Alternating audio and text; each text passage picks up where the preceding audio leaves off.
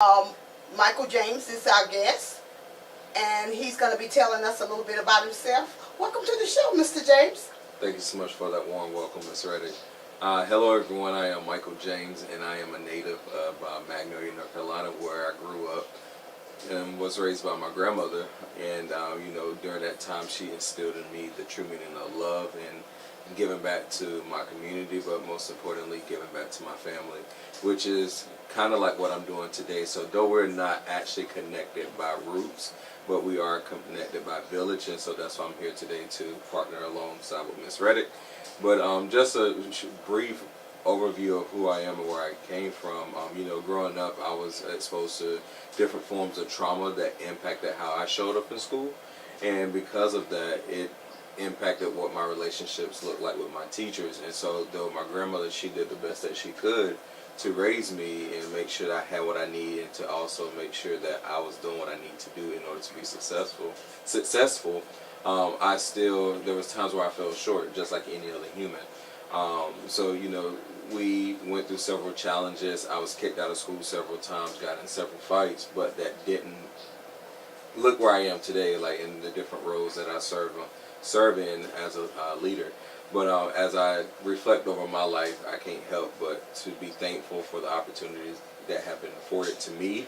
But I was kicked out of school several times. I was sent to alternative school, and I was also then sent to a boot camp for a year to help students like myself who struggle academically and or behaviorally to be able to get some skills, obtain some skills that help them to transition back into the traditional regular society. And so after all of that, and going to alternative school, and then being afforded the opportunity to go to graduate school and then undergrad, and now here working with students, I'm basically allowing my truth, not necessarily the truth, but my truth, to hopefully inspire them to be able to see that they too can achieve whatever they put their mind set to. So that's what this episode is mainly about. I hope Miss Brenda, whatever you have to offer us is well received by the families that will be watching this. Yes, Mr. James. I want to talk about today. You would be the perfect person to explain this to us with your background. How can families be better at helping their children succeed in school, other than the school doing everything? The parents need to be more involved. How can they take part in that?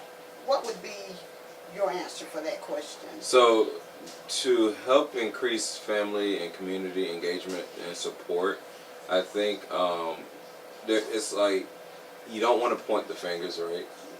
I think we all have a part in this.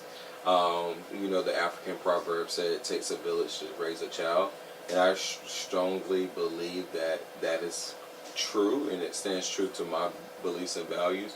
But I think it's a two-part question. One, parents need to know how to be parents, right? And so, for example, a lot of parents that are my age, we had parents there to be able to support us, but then you having more kids who are becoming parents at a younger age, and they are struggling with that, and so the support system is not as it's not built off a strong foundation. So therefore, you have families been brought up and they're lacking a basic foundation, right? So understanding that it's not necessarily solely the parents who need to take part in this, but it also the community aspect, right? You look at the church, you look at the community centers, you look at different avenues like the school itself, also town hall, your police force, and other individuals who are influential within the community. They have a part to ensure the entire village is supported, right? And so I think to move to the next sector, it is looking at the education system, right? So understanding that a lot of the students, they're coming in with a lot of complex issues, and then when you have a conversation with their parents, you're like, okay, I kind of see like why we're experiencing this. And so, and to be full transparent, I think schools, we could work on supporting families more, with the understanding that we have to make it where they're not, make them feel comfortable and welcome, right? And so I know for I'm gonna use my mom for example. She's an advocate for my sister and also my nephew and my niece. But how she advocates is not the same way that I would advocate, right? And so when she advocates, it may be more so on it may get confrontational. Versus myself, I understand what the school go through, and so it's more understanding of me to be understanding of them by asking questions. And I oftentimes tell my colleagues whenever parents come, let them know that you don't have to say the right words. Just let us know that you are here to help, and we will try our best to reach a solution. And so understanding that a lot of parents, they do feel that that superiority where they feel a divide. They don't feel like they can necessarily connect with the school because they may not have the education, or they may feel like the school just don't care because they're not getting what they need. So you have to understand the foundation, right? What is causing some of these things. And then I think once you understand the foundation, you are then able to apply different types of solutions to be able to close the gap between community, family, and school. And so to answer your question directly, I wonder if school districts could strive more towards meeting their families where they are to be able to bridge that gap in parent support but also school support. But then if the community could be more intentional about advocating for families who may struggle to support their youth in schools, I also wonder if parents could be more intentional about their efforts in supporting their child. For example, culturally, we'll buy our son or daughter a $300 pair of shoes, but they won't have a book bag, or they may be lacking in other areas, right? Or they may need a tutor or something. So it's just, we also have to understand what is the priority for our kids right now, and how can I support the school in reaching that priority, but also how can I also still reward my child. So I think we just need to have more critical and courageous conversations so that we can understand which direction we need to go, because it's not all parents. Okay. I was wondering about parenting education. Would you feel that that would be something of use in the school system, parenting education? When you say parenting education in the school system, can you provide me a little bit more details? Kind of be an advocate for the parent in reference to the parents who feel like they're not on the school's level, they don't have enough education Understood. to communicate with the school system. Right. Understood. And so, and to be full transparent, I think most schools, they do that already. It may not be the entire school, but they have at least one person in the building who understand parents and who have that great relationship with parents and who are able to meet the most difficult parent where they are and help have if they up here, bring them back down to here if they're upset or emotional, to be able to have a conversation and move towards a solution. I think that it's inconsistent, yes, and it shows. However, I wonder if maybe on the community level, if they can support the school, because when you say parenting education, when you look at most public schools now currently, a lot of them, I know in North Carolina, are short staffed, and I think on average, the average school district is short up to like maybe 50 to 60 teachers, if not more, if not less, right? And so I don't solely think it's the school's responsibility to provide that particular avenue for parent advocacy. I do believe that many organizations like PTO, that is already there in place. So I wonder if they can do or improve their efforts in being more visible, and also offering more ways to support parenting development, and so that parents can get what they need in order to know how to advocate for their child, right? Because I think my definition of PTO is parent teacher association is we are doing all that we can to ensure our students here are safe, respected, heard, and they are growing and learning as individuals. But I wonder if they can also take on that responsibility alongside with the community to be able to offer those parenting courses and or seminars to assist parents on how to support their kids emotionally, academically, and also spiritually as well. Well, Mr. James, I want to say that most of the parents that I communicate with, they kind of feel like PTA is a fundraiser organization. They don't see it the way that you just explained it. Right. So yeah, Right. they see it as a fundraiser But position. and That's what they see. And in many schools, that's what it is. But at the same time, that's what it is because that's what has been allowed, right? And so, you know, we have a thing that we say in my household: people will only treat you how you allow them to treat you, right? So people will only do what is allowed for them to do. And if they feel like they want something, if they feel like they need something, then they will go out their way to do it, right? If they feel like this is a problem, then they'll go out their way to solve the problem if that is brought to their attention. However, I wonder if we can do maybe a better job at, not necessarily a better job, but if we can improve our ways on using data to show the need for parents, but also show the need for our schools as well. So, for example, most school, well, not most, I know in the district that I work for, we do like a parent needs assessment every school year.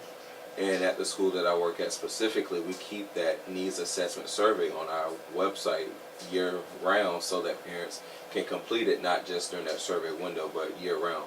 And so at the beginning of each semester, we revisit the data to see what are our parents saying, what are they needing support with, how can we support them, what are our students saying, what are our teachers saying, and how can we support them. And so with that information, it is then collected and then we talk about it, right?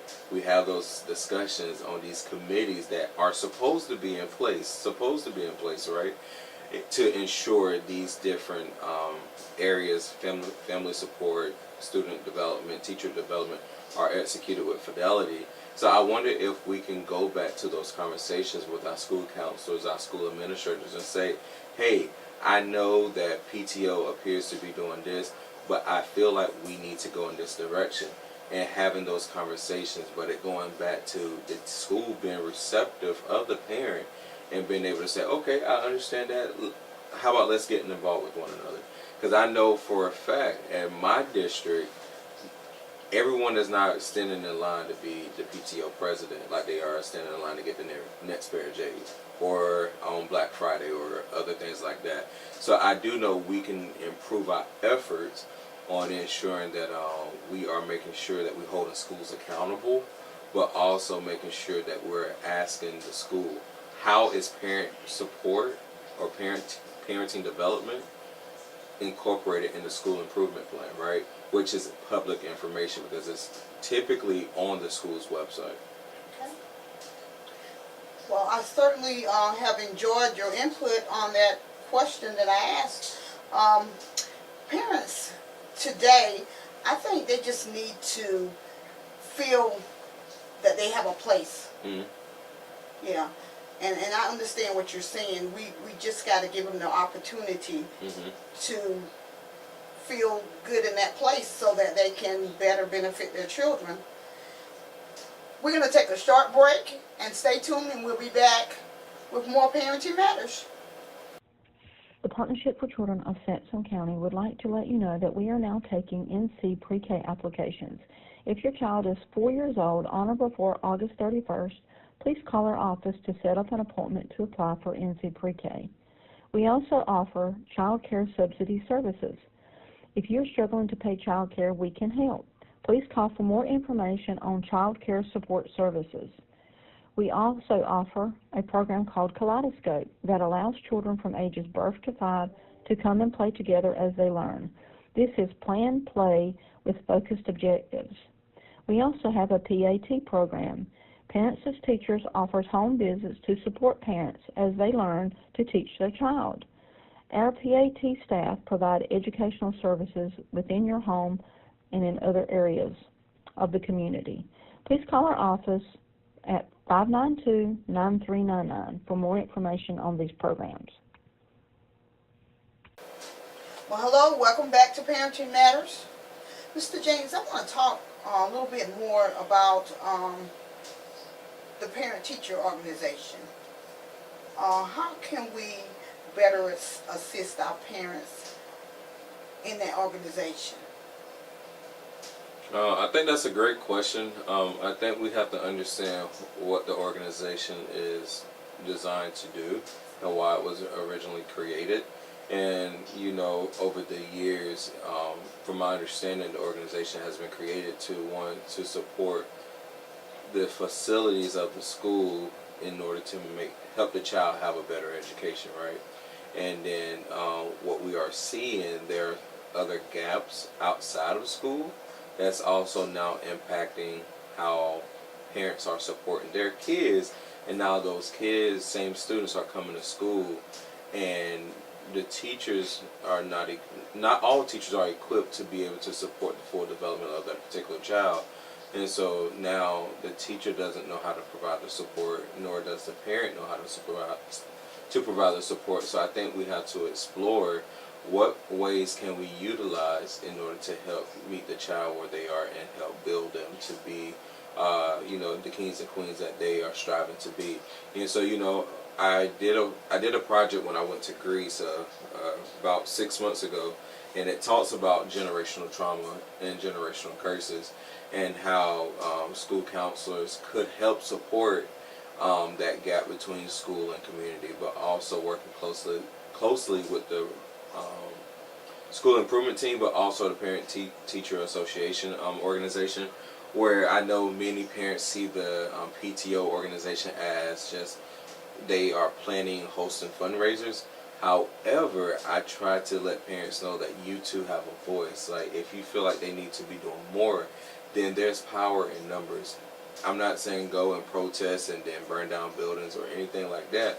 But what I am saying is go and do it in a diplomatic way where you are being vocal about what you are seeing and requesting people to be held accountable. So if you feel like parents need support on how to support their kids in learning in the 21st century and also during these most challenging times for youth, then being expressive to the school, also going to the school board meetings, asking for that information on how or where can I start, and that way we are at least doing something. However, where I see go wrong is some parents, they complain about it or talk about it amongst groups, but then there's no call to action, right?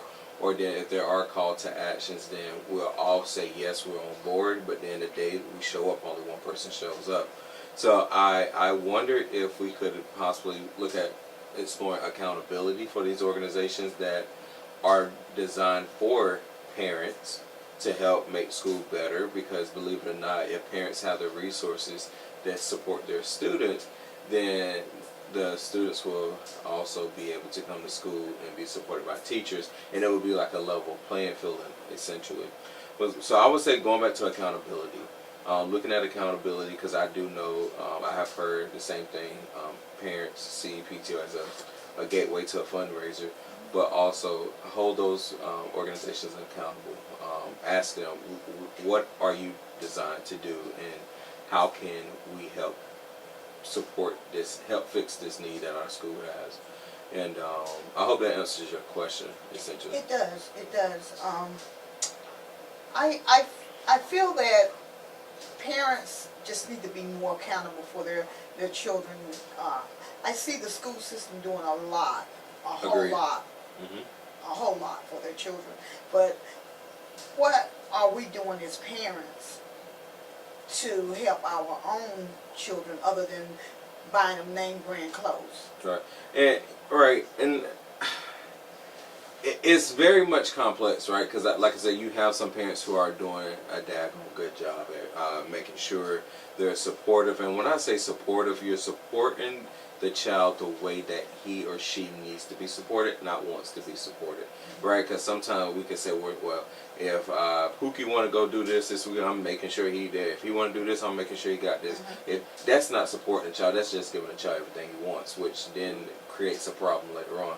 But when I say supporting the child, you're supporting the emotional development, the physical development, as well as the mental and psychological development of that child, where you're ensuring that he is safe or she is safe and they have what they need to succeed. And so I go back to where say what you mean and mean what you say. So if you say you want to support your child, what about that school needs to change, or what about your actions needs to change in order to support that child?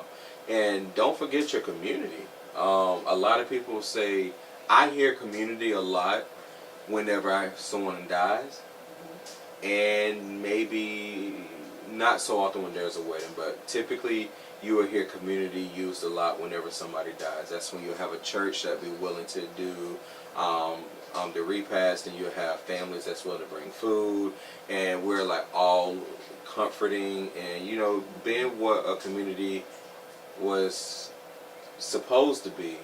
And I think we have stepped away from that a little bit as a community and a culture. And when I say community and culture, I'm speaking from my experience, black communities. I feel like we have stepped away from that to the point where we say we're a community, but we don't understand what each other value within that community.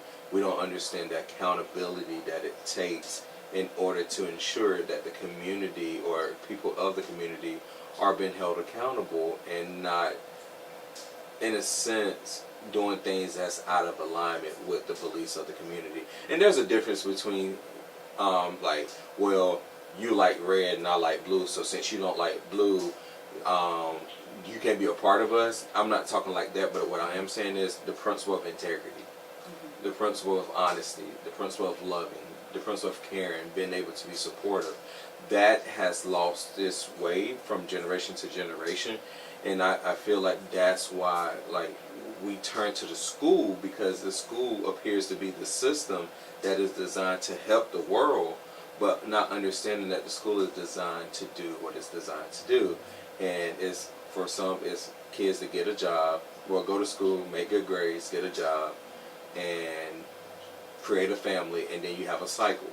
And so understanding that, yes, that's fine, it's essentially, but still help your child understand the meaning of community, the meaning of values. So if you see my child at school or in the community doing something wrong, you have my permission to correct my child, because I know at the end of the day there is no ill intentions behind that. And I think we don't have that anymore.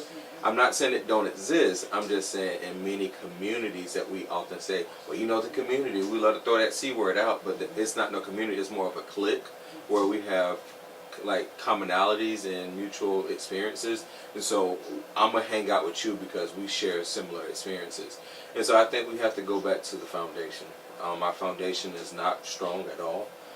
It's pretty rocky, and that's why whenever it's time to need support, it's just like we're standing in the middle of an ocean by ourselves and trying to figure our way out, and it's hard.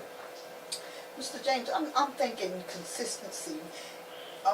Parents don't have that consistency with their children and their families. I don't see the structure. I don't see the discipline anymore. All of that needs to be put in place with parents. What do you see from your angle?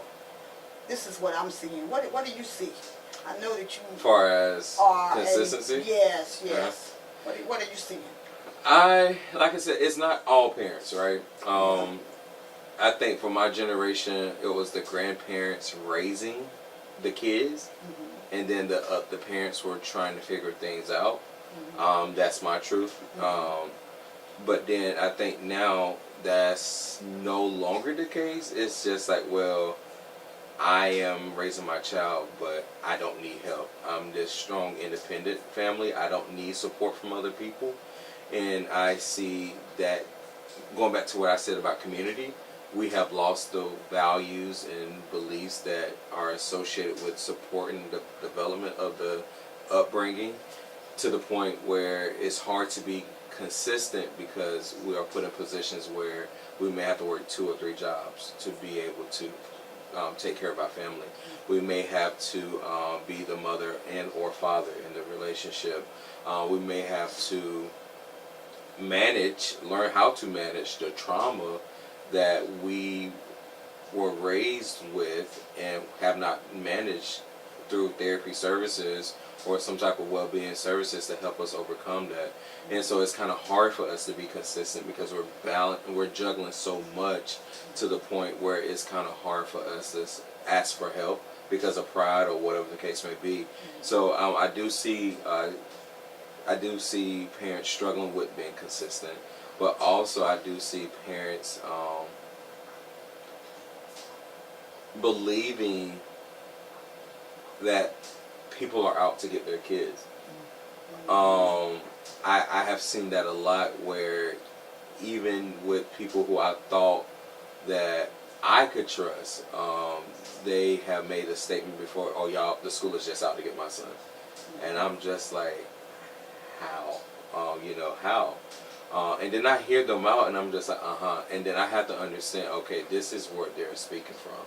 This is their experience. I can't take that away from them, but because of their experience, they then tend to allow their child to have free will.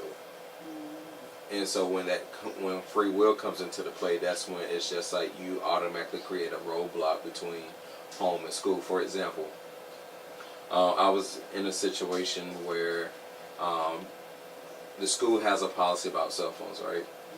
Because the school has a policy about cell phones, the parent then tells the child that I want you to keep your phone on you at all times, so if something happens to you, you let me know first. And the child said, okay. So I saw the cell phone, and I told the student, I'm like, hey, look, I know what your mother said to you. However, I'm not going to allow you to keep your phone on you, because if it can't be done with other students, it will not be done with you. And I just told the parent that, and they were just like, well, I want my child to have a cell phone. But I said, what message are we sending the child, right? And so instead of you as the parent creating that relationship, or if you have had a problem, holding someone else accountable or having a conversation with someone who has done something or mistreated you, you then create that divide between the school and the parent, and now we have a separation. And then what you would do is share your experience, how you interacted with me or the school, to another parent, and that becomes their truth. Not the truth, but that's their truth based off factors that wasn't even necessarily accurate, right? And now you have this whole belief that's going around that, oh, the school don't care because of someone else's experience. And so I think we have to get back to the habit of having those critical conversations, and being understood and heard, but also we have to say what we need as well, because what you may need, I may not need, and I may not need that because that's not my truth, and being that that's not my truth, I may not need to advocate for that. But when I know that my neighbor needs something, I have power, I have the opportunity, and I also have the skills to use my voice. So whenever I'm in a position to do so, I'm going to advocate for you, because like I said, it goes back to the community. I know what you need. I'm willing to support you, and I think we have lost that. So consistency is important, but advocating is important. Understanding that you don't have to have the right words to say. It could be simple as, and we talked about this before in the last segment, simple as, I need help. I don't know what that looks like, but I need help. And communicating that in a way where people may say, well, what do you need help with? Well, I'm struggling with balancing all the things I need to in order to be a good mother or a father, or whoever you're doing it for. And then just being open to receiving help. I think we have moved to a very independent type of society where we feel like we don't need each other until we need each other. I'm seeing discipline being a problem in the school. I mean, I know we have assistant principals, they handle discipline, right? Mhm. And then we have in-school suspension as well. But when that child is placed in-school suspension, he carries work from his teachers. Mhm. But it's still not class time because they're not getting the instruction that they need. For example, a lot of teachers believe that it is best practice for students to read aloud. I'm not one to believe that. However, I do know that oftentimes it's done in classrooms like popcorn reading. And what happens is if a student already know he struggles to read, and or she struggles to read, then when they get called on, either they may misbehave. I experienced that myself in the classroom. My first year teaching, I called on a student to read, and I didn't know like what I know now, but it turned out that he struggled with reading. And you have a lot of students, and I think the parent from Baltimore City, she stated it, how her son basically went through 4 years of school and only obtained 9 credit hours. And so when he got to his senior year, he literally only had like four to 6 classes completed. And so he had to go back and complete all those courses all over again because he was passed alone. And so I see that as a common thing where students, there are deficiencies. And so before they actually embarrass themselves, they're willing to get in trouble. And they are willing to go to ISS to prevent themselves from getting embarrassed. So how do you fix that? One, you have to know your students, right? You have to know your students. You have to foster that classroom environment where all students feel safe, welcome, and like they can talk to you about anything. Even though you may not want to talk to them about anything, you may want to point them in the direction where they can go to get the help that they need. You also foster relationships with parents. That's what open house is for. That's what, sending classroom communication is for. I understand that most teachers have roughly between 18 to almost up to 100 and some students per academic calendar year. However, some of the means of communication could be through like Classroom Dojo, Class Tag, or classroom messages, or text messages, but parents understand that your child is not the only child. And sometimes it may not be the teacher singling your child out, and instead of like getting emotional or irate with the teacher, maybe ask for clarity. And also seek to gain both sides of the story, right? So that it's not showing the student every time you come home and tell me something, I'm going to respond back in a way that's going to embarrass the teacher, because what happens is now he or she, them there, seeing their parents do that towards the teacher, and then it creates that, again, divide between the parent and the teacher, and now the student has no care or hope or want to be in the classroom, and say, okay, send me out, I don't care. And so I think we have to think about the whole. There's no one solid answer to answer your question, but there are a multitude of different reasons as to why students are comfortable and wanting to go to in-school suspension or get suspended. And also think about when they're suspended, they can be at home. Most of the time their parents are at work, so they get to do whatever they want to do. They get to lay down, lay in bed at 12 o'clock, they get to play the game. Some of them may be on punishment, so they get to do nothing. And then some, they tell their friends to go there. There's a multitude of reasons as to why students don't want to be in class, but I think answering that root issue most of the time stems from like an academic deficiency. Well, you have certainly helped me figure out that, because I was like, how do you want to go to in-school suspension every day? Really? Why? I mean, you're making zeros in your classes. Why do you want to do that? And I mean, for the bus in the classroom every day, the same foolishness every day consistently. Mhm. And I'm like, where are you getting your discipline from? You're not getting it at all. Because back in the day, in my generation, you don't go to school doing that and not get any consequences.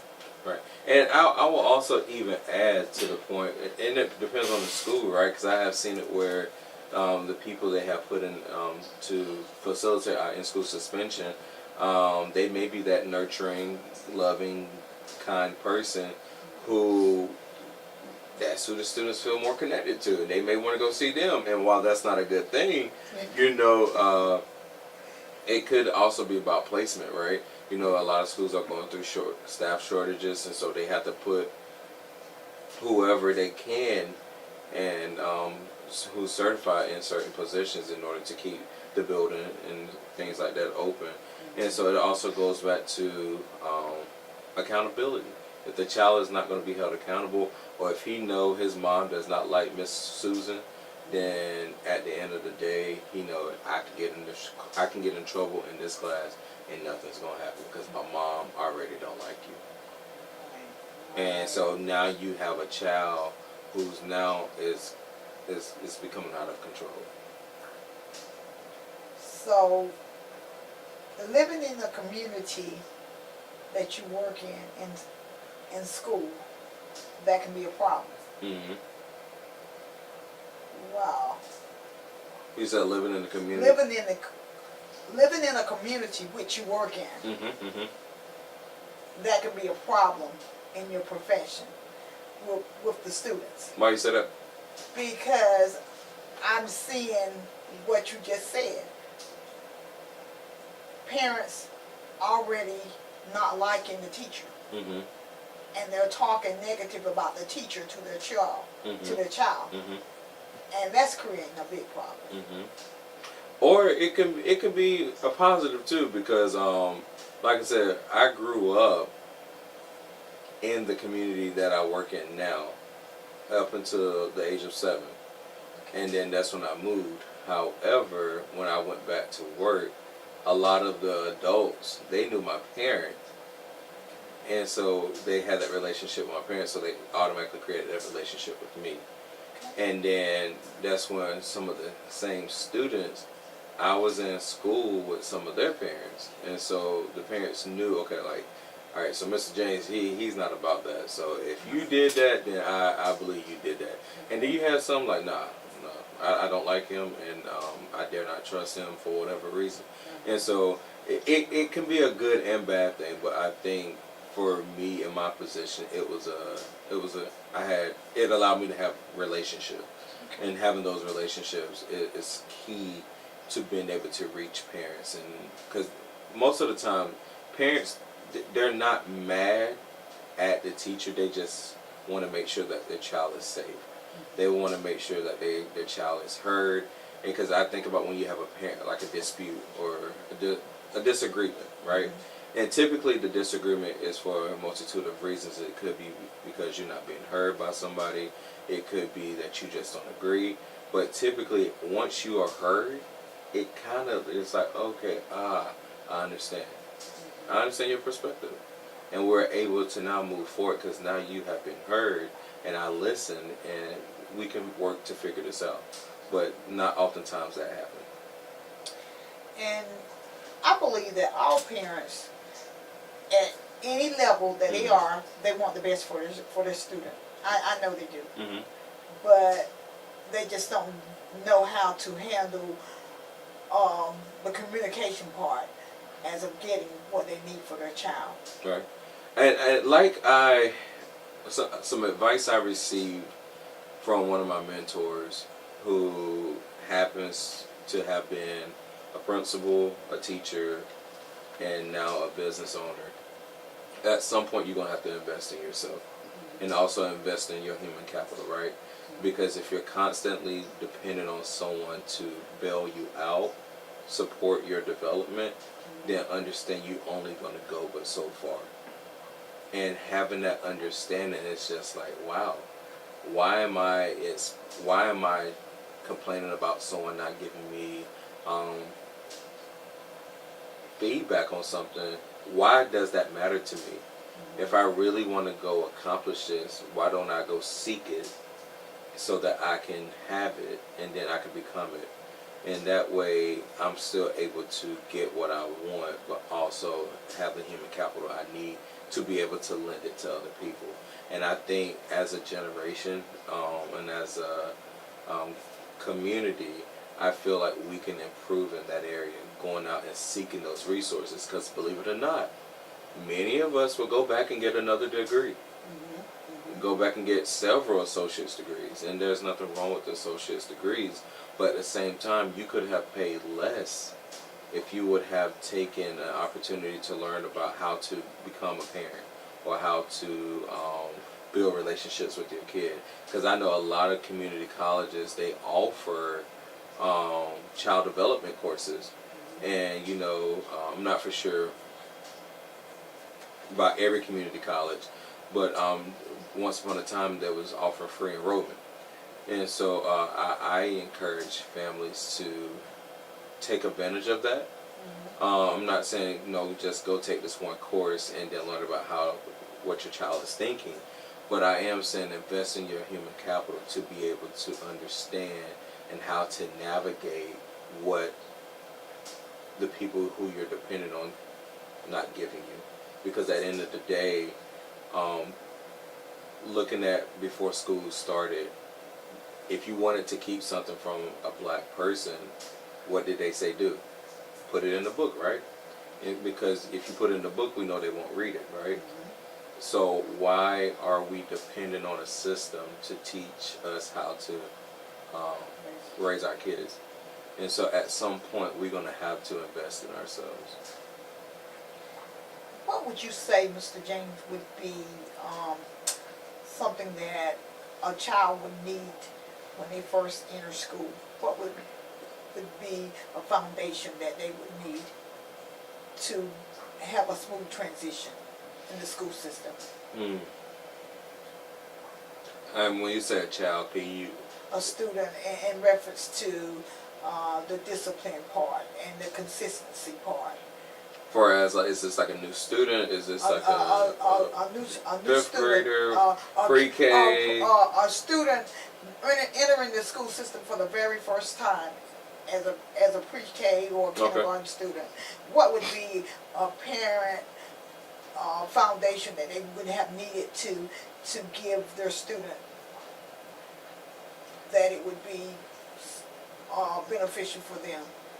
I think to build a strong foundation, you have to have a routine, right?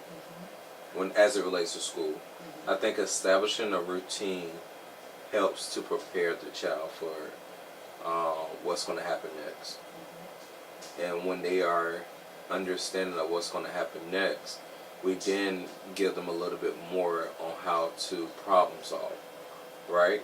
And so oftentimes students, they come to school, and if they're not, and I don't work with lower grades, so this response could be completely different than you're someone who works in primary or birth to kindergarten or lower kindergarten or upper kindergarten.